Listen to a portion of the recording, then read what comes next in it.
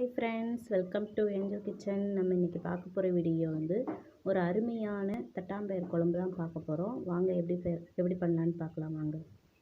இன்னொரு தட்டாம்பயிர் எடுத்திருக்கேன், இதை வறுத்து எடுத்துக்கலாம். குக்கரில் தான் வேக வைக்க போகிறோம். அதிலே வறுத்து நம்ம வேக வச்சிடலாம். இது வறுபடுறதுக்கு நான் கொஞ்சம் 1 ஸ்பூன் எண்ணெய் சேர்த்துக்கிறேன். இந்த அளவுக்கு வறுபடணும். பயிர் வேகிறதுக்கு தண்ணி, கொஞ்சமாக உப்பு, 5 விசில் விட்டு எடுத்துக்கலாம்.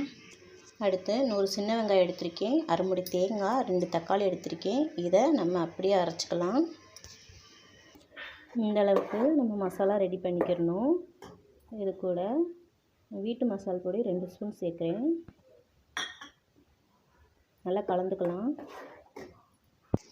எடுத்து நம்ம வேக வச்ச பயிரை சேர்த்துக்கலாம். குழம்புக்கு தேவையான உப்பு, குழம்புக்கு தேவையான தண்ணி சேர்த்துக்கலாம்.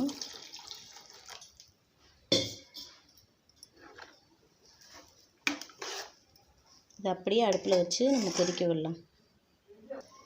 இந்த அளவுக்கு புளி ஊற வச்சுக்கலாம்.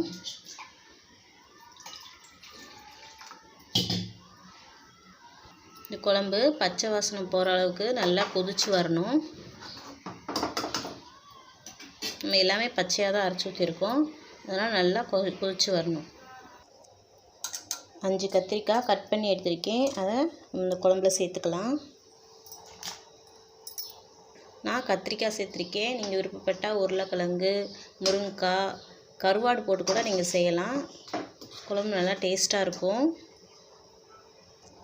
அடுத்து புளித்தண்ணி சேர்த்துக்கலாம்.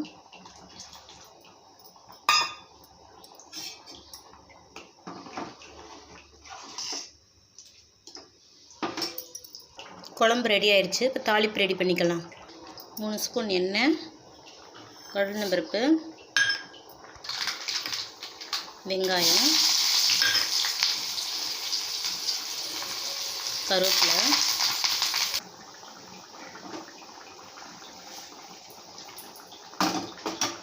அவ்வளோதாங்க. தட்டாம்பயிர் குழம்பு ரெடி ஆயிடுச்சு.